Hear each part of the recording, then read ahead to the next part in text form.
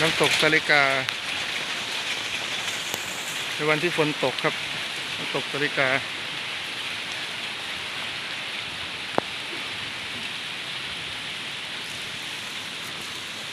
มาน้ำตกสาลิกาในวันที่ฝนตกโอ้แต่สวยมากๆบรรยากาศสวยครับ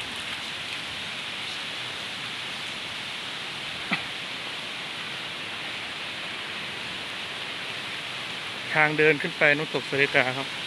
ชั้นล่างจะเป็นเล่นน้ำได้โอ้ช่วงนี้ถ้ามาหน้าฝนครับกำลังสวยงามมากครับนี่ครับน้ำตกสาลิกาน้ำพอเปียกนี่ครับเป็นทางมาทางขึ้นเหมาะไม่สวยครับสวยทางขึ้น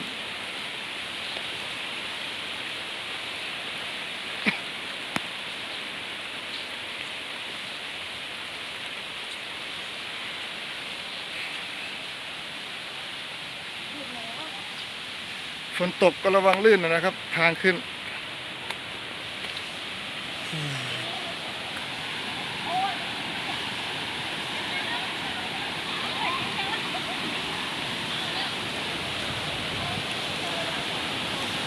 นี่ครับถ้าชั้นแรกที่เล่นน้ำก็ไม่น่ากลัวเท่ากับน้ำมันไม่ลึกน้ำเย็นเลย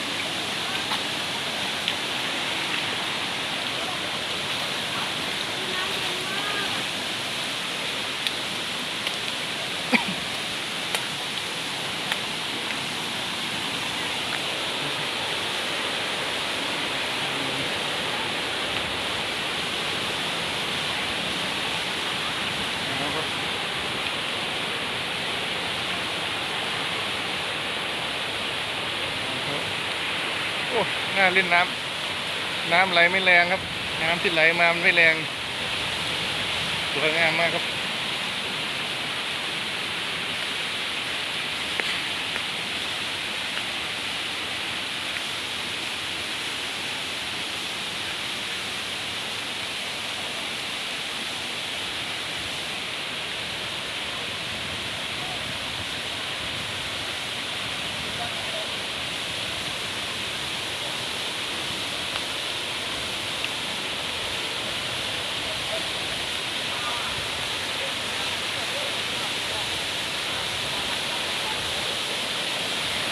สวยงามมากครับน้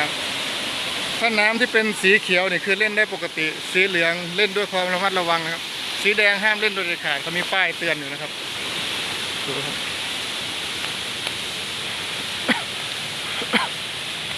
ดูครับดูความสวยงามครับ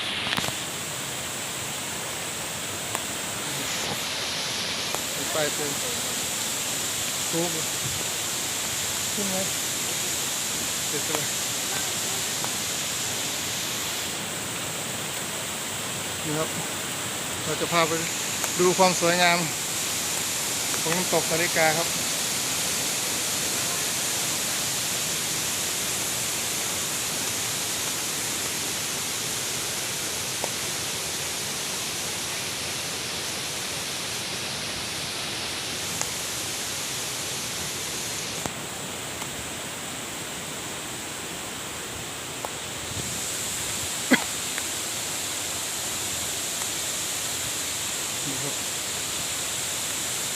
โอ้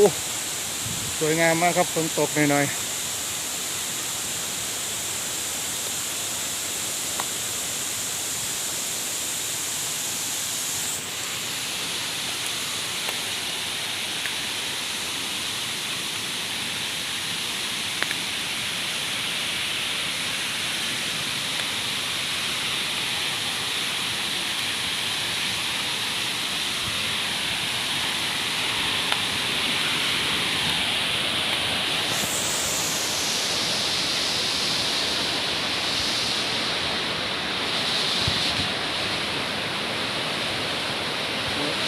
ถึงแล้วนะครับที่เราจะเข้ามาใกล้